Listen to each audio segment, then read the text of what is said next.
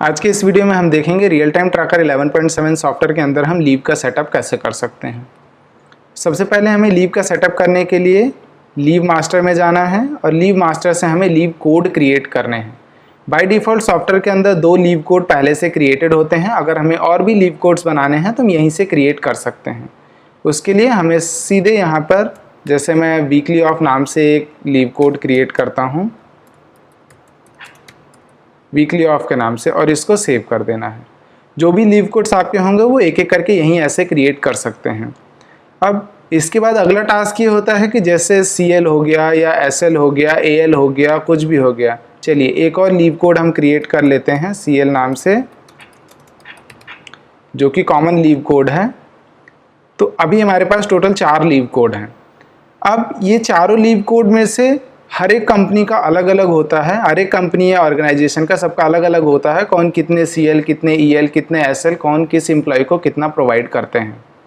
तो उसके लिए उसको बोलते हैं लीव स्टॉक की एंट्री या लीव बैलेंस एंट्री। तो लीव स्टॉक या लीव बैलेंस की एंट्री के लिए हमें जाना होगा लीव स्टॉक में। लीव स्टॉक में हम जैसे ही जाएंगे वहाँ हमें हमारे सारे लीव कोड्स दिखेंगे, नीचे सारे एम्प्लॉयज़ का लिस्ट दिखेगा। ये हमारा फाइनेंशियल ईयर होता है जो हम यहाँ एंटर कर देंगे 2021। लेट्स सी कि मेरी कंपनी साल में मुझे 5 AL देती है,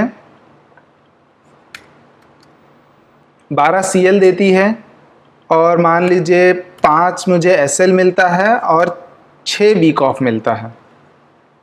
अब ये सारी चीज़ें सभी एम्प्लॉयज़ के लिए अगर एप्लीकेबल हैं तो हमें एज इट इज़ करके सेव कर देना है।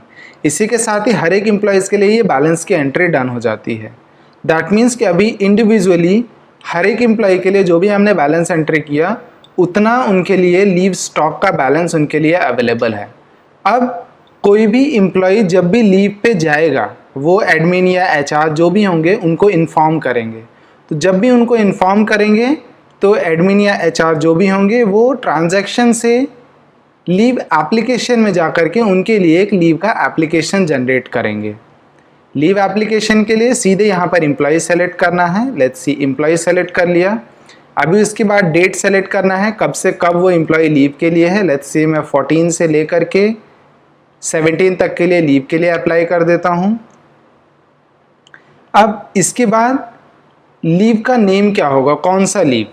तो लेट्स सी हम CL लेते हैं, और जैसा कि देख सकते हैं नीचे ये पूरा बैलेंस भी दिखता है कि टोटल ओपनिंग बैलेंस कितना है, कितना कंज्यूम हो चुका है, कितना बैलेंस अवेलेबल है लीव कोड के साथ में।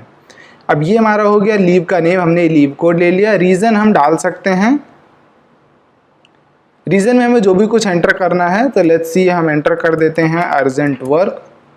तो अर्जेंट वर्क से एक हम लीव कोड इंसर्ट कर रहे हैं जो 14 से 17 के बीच में होगा। ये लीव हमारा क्वार्टरली, हाफ डे, 3/4 या फुल डे कैसे भी हो सकता है। अभी के लिए हम इसको फुल डे रखते हैं, और इसी के साथ ही हमारा सेव हो गया। जैसे ही हम सेव करेंगे ये ऊपर हमें लिस्ट दिख जाएगा इस एम्प्लॉय के लिए कि ये एम्प्लॉय कब से कब लीव के लिए गया है। अभी जैसे कि हम देख सकते हैं नीचे कोई भी बैलेंस डिडक्शन नहीं हुआ है।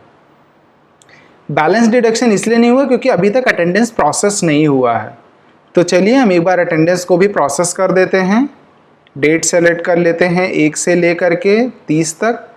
हम सभी के लिए प्रोसेस कर लेते हैं, इंडिविजुअली एक एम्प्लॉय के लिए भी प्रोसेस कर सकते हैं, बट हम अभी के लिए हर एक एम्प्लॉयज़ के लिए अटेंडेंस प्रोसेस कर दे रहे हैं।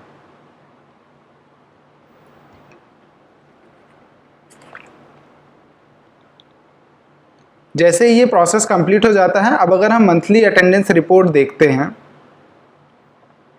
मैं एक काम करता हूँ, अभी सिर्फ उसी एक एम्प्लॉय के लिए अटेंडेंस रिपोर्ट चेक करता हूँ जिसके लिए हमने ये लीव इंसर्ट किया है। अब अगर हम परफॉर्मेंस रिपोर्ट देखते हैं तो परफॉर्मेंस रिपोर्ट में हमें दिख जाएगा